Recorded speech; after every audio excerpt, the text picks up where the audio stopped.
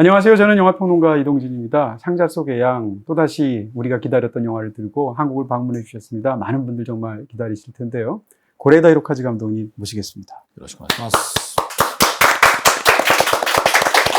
네, 이번에 또 혼자 오지 않으시고 또 영화를 보면 너무나 많은 분들이 보고 싶어 하실 것 같은데요. 코아키 리무군 같이 나오셨습니다.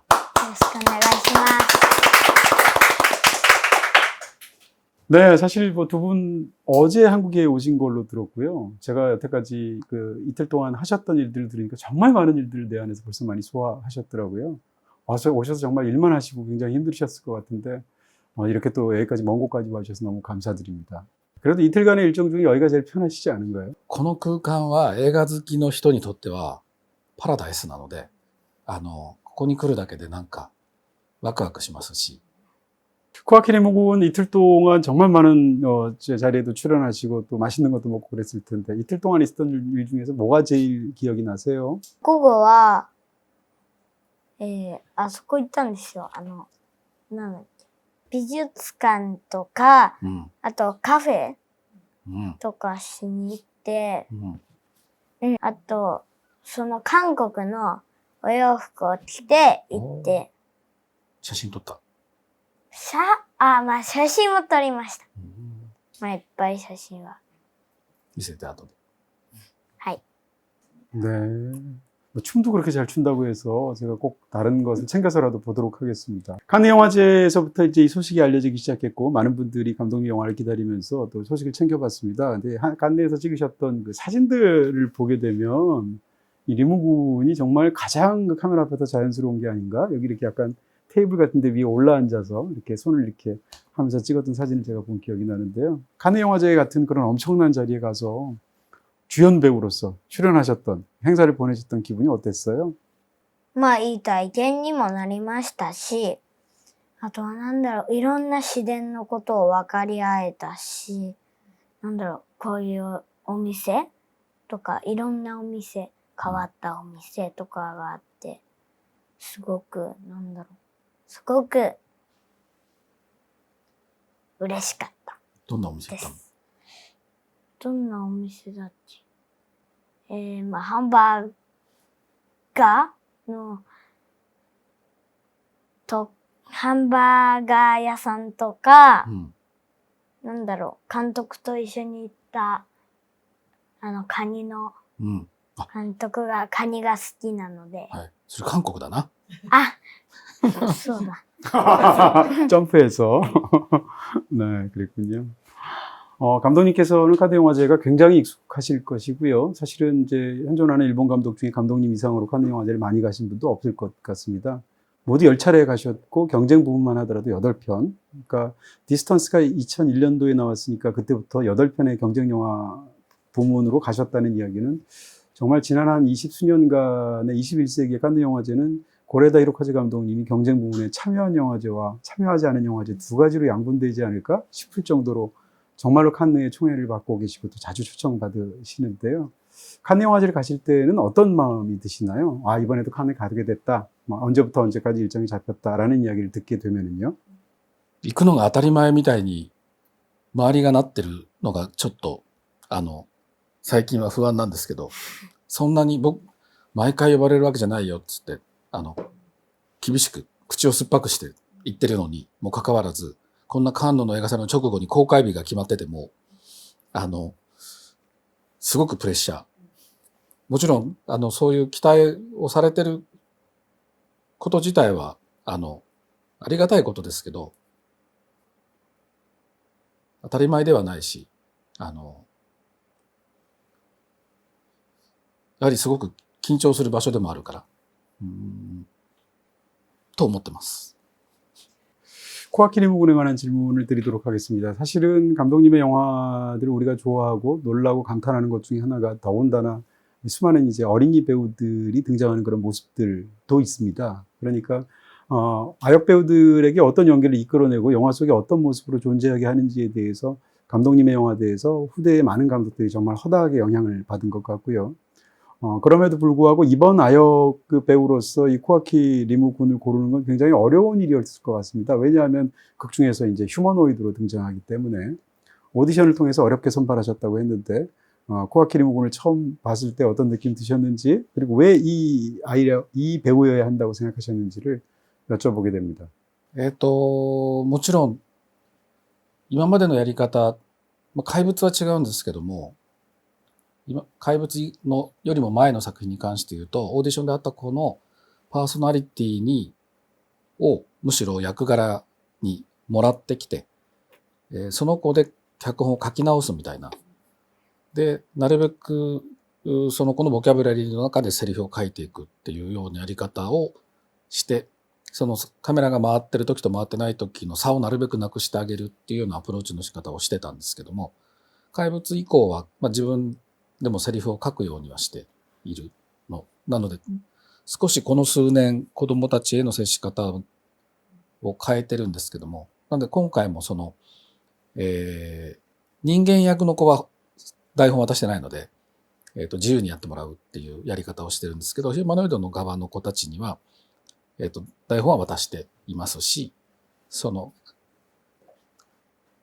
ナチュラルではないセリフ、その子の中から出てきてるのではない言葉みたいなものもあえて渡してるんですよね。リム君に関してもその、契約を終了しますかっていう言葉とかはそういう形で覚えてもらって言ってもらってたりもするので、アプローチがちょっと違うんですけど。ただ、オーディションに関して言うと、会った瞬間にこの子だなっていう直感は、確信があったので、早いんですよ。僕の中では悩むことなく決められたっていう感じです。 네, 인간의 아이라면 이렇게 귀여울 수가 없을 것 같아요. 리무군에게 질문 드리고 싶습니다. 이 감독님께서 지금 얘기하신 것처럼 대사도 사실은 아이들이 할 것 같지 않은, 왜냐하면 수많은 학습들이 가능하고 굉장히 어려운 용어를 말하는 그런 아이니까, 그런 면에서 이 많은 대사들, 어려운 대사들을 외워서 이 연기하는데 특별한 어려움 같은 건 없었어요? セリフ覚えるのは、簡単ってほどじゃないんですよ。でも、何回も何回も言ってって、明日にはすぐに暗記できるんですよ。で、もう覚えれば、もう何でも言えちゃうんですよ。1時間経っても3時間経っても絶対言えるっていう。何度も何度も言うのが、撮影が終わった時に台本出されるんですよ。出された時にすぐに家に帰ってずっと読むんですよ。ないないないないって。で、読めば明日には絶対に覚えるっていうんです。 네, 이거 제가 한참 배운 것 같은 그런 느낌이 들어서 자세를 좀 고치게 됩니다. 그럼에도 불구하고 영화 속에서 너무나 이 로봇임에도 불구하고 휴머노이드임에도 불구하고 굉장히 이렇게 생기발랄한 모습이 있어서 너무 인상적인 장면이 하나 있었습니다. 그게 뭐냐면 이제 너에게도 나무를 주겠다고 올리브 나무를 작은 나무를 가져옵니다. 그래서 이제 열매 언제 맺히냐라고 물어보니까 3년쯤 있어야 된다고 하고, 그러니까 갑자기 나무 있는 데로 뛰어가서 그 레몬 나무 앞에서 펄짝 뛰면서 10년쯤 지나면 그럼 여기까지 커요? 라고 말하는 그런 연기하는 장면이 있습니다. 그 장면에서 펄짝 뛰면서 그 얘기를 하는 거에 대한 굉장한 생동감이 있었고, 사실은 이 캐릭터를 보면서 계속 로봇, 그러니까 우리가 휴머노이드로 생각하게 되는데 그 장면의 그 모습은 너무나 인상적이어서 꼭 물어보고 싶었습니다. 그거를 연기할 때 감독님이 펄짝 뛰라고 했나요? 아니면 본인 스스로가 나도 모르게 그렇게 펄짝 뛰는 연기를 한 건가요? 그 장면이 너무 좋아서. でも、その時は、言わなかったですよね。普通に自分的にはこんぐらいって、僕背ちっちゃかったから、ジャンプしたら届くかなと思いながら、ジャンプして、で、これっていいですかって監督に聞いたんですよ。で、大丈夫だよって言われて、それで、自分で考えてやりました。 네, 타고난 배우네요. 네. 본인 스스로가 연기하면서 나는 휴머노이드다, 나는 로봇이다라고 생각했을 텐데 나는 로봇을 연기하기 때문에 어떻게 연기를 해야 될 것이다라고 본인은 생각했어요. でも、思ったよりは考えてないですね。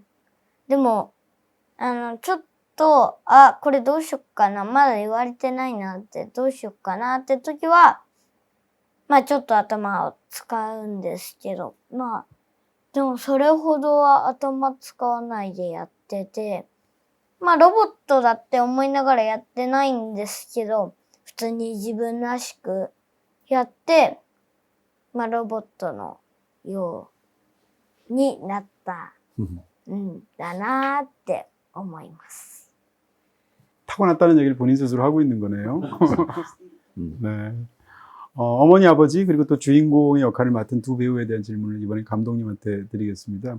아야세 하루카 씨는 뭐 일본을 대표하는 가장 유명한 그런 스타이면서 배우이기도 하고, 사실 감독님 영화에서 그 후쿠야마 마사하루 같은 배우나 아야세 하루카 같은 그런 대스타가 나왔을 때 또 다른 어떤 느낌들을 받게 됩니다.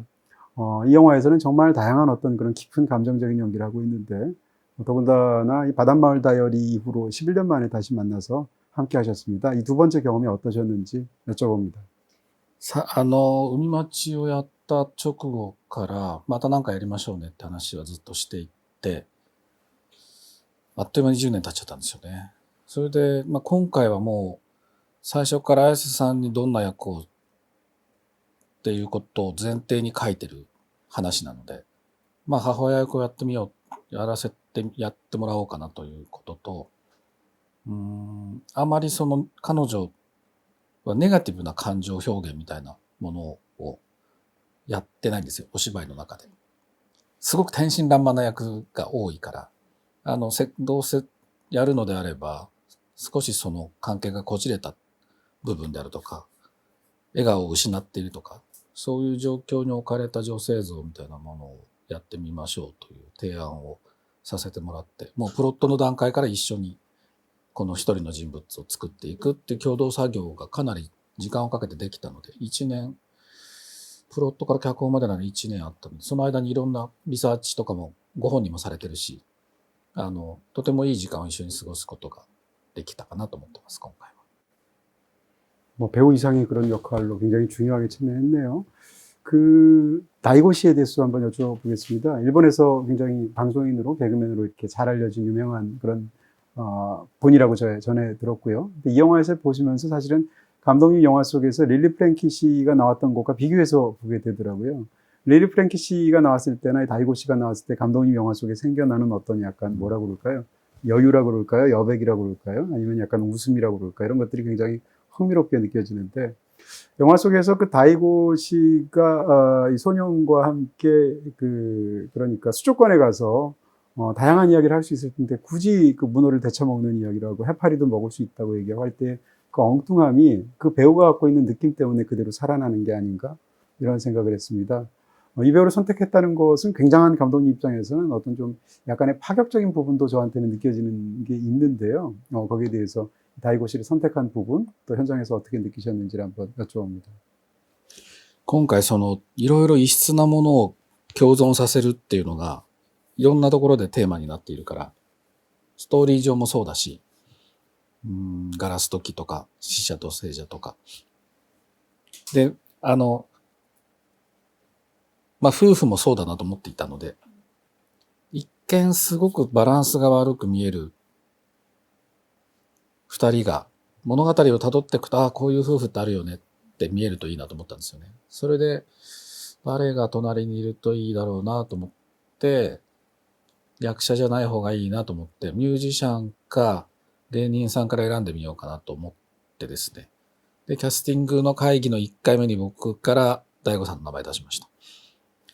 もちろん全く演技をやったわけではないんですけども、映画だと本当にワンシーンとか印象的に出てるものはあるんですけど、主役はやったことないですし、バラエティとかだとすごく大げさなお芝居をそれはそれで楽しいんですけど、されてるんですけども、この人絶対にお芝居好きだしできるなっていう、それも直感ですがあったので、お声掛けをして。ただもうスケジュールがあれだけ毎日のようにテレビに出てるので、スケジュールが無理じゃないかというふうにプロデューサー陣は考えてたんですけども、結構即答でやりたいっていう。で、マネージャーの方たちも、なんとかしますっていうことだったので、これは、はい、とても嬉しかったですけどね。現場では思った以上にちゃんと役者でした。ちゃんと台本も読んできてますし、行間も捕まえてお芝居されてましたし、何より現場で綾瀬さんと対峙して、リム君と一緒のシーンで、きちんと相手のお芝居を受けて自分のお芝居を変えていくっていう作業がちゃんとできたので、それは驚きだったんですよね。素材としての面白さ、撮ってれば絵が持っちゃうみたいなのには自信があったんですけど、あそこまでちゃんと芝居をしてくるというのは驚きでしたし、喜びでしたけど、例えば踏切のシーンで、リム君の前で謝るシーン、とてもエモーショナルなシーンですけど、2テイク目で僕がリム君に、大悟さんの肩に手乗せてごらんっていう、台本には書かれてないアクションをしてもらったんですけど、そしたら、ここに置かれた手を自分で取って、テイク1よりもずっと感情が出てきたんですよ。それは僕は指示はしてないので、そういうことが、やっぱりちょっとピンポイントでプッと押すと、わってお芝居が変わるのが、演出しててとても面白かった。 네. 리모는 부모님으로 나왔던 이 두 배우와 함께 연기했던 게 어땠어요, 현장에서? まあ、すごいすごい人だから、あと、優しかったので、自分らしくできたし、やっぱり厳しい人だったら、ちゃんとロボットみたいな動きをしないといけないみたいな感じじゃなかったので、すごく嬉しかったなと思います。 네. 어린이 배우라 사실은 밤늦게까지 있을 수가 없어서 마지막 질문을 드리고 보내드리도록 하겠습니다. 이렇게 멋진 영화 속에서 이제 들어가서 굉장히 뿌듯하고 어떻게 생각하면 지금 본인이 뭘 한지는 아직 모를 거예요. 이로부터 한 30년, 40년쯤 지나면 지금 이날의 경험이 어떻게 기억될까? 너무 궁금하기도 한데요. 물어보고 싶은 질문은 배우의 입장에서 감독님으로 만났던 고레이다 히로카즈라는 분은 어떤 감독이었는지, 또 영화를 찍으면서 항상 영화를 촬영하는 건 아니니까 촬영하지 않을 때 잠깐 쉬거나 같이 밥 먹거나 그럴 때 고레이다 히로카즈 감독님은 어떤 아저씨였는지, 이거 질문 드립니다. 아저씨라는 표현이 이제 영화 속에 등장하는 그 표현이에요. まあ、丸一の、丸一の是枝監督はどんな人かですけど、まあ、優しい人でしたよ。まあ、パッと見でも優しい人って分かってます。で、あと僕が、疲れた時に、もう僕無理とか、なっちゃったんですよ。その時は、監督が、頑張れとか、応援の言葉をかけてくれたので、すごく、それのおかげでもっとやりたいなって思いました。すごくいい人だと思います。丸2は丸2は、どんなおじさん？どんなおじさんだった？まあ、かっこいいおじさんですよ。本当？でも、おじさんというよりか、お父さんみたいな感じがする。まあ、うちのパパと似ているような感じ。本当？はい。パパもっと若いでしょ、だって。まあ、若いっちゃ若いですよ。若いですけど、まあ、そういう感じかも。 네, 뭐 최상의 답변을 해준 것 같습니다. 자, 이렇게 해서 리무군을 보내드리고 감독님과 더 깊은 이야기 나누도록 하겠습니다.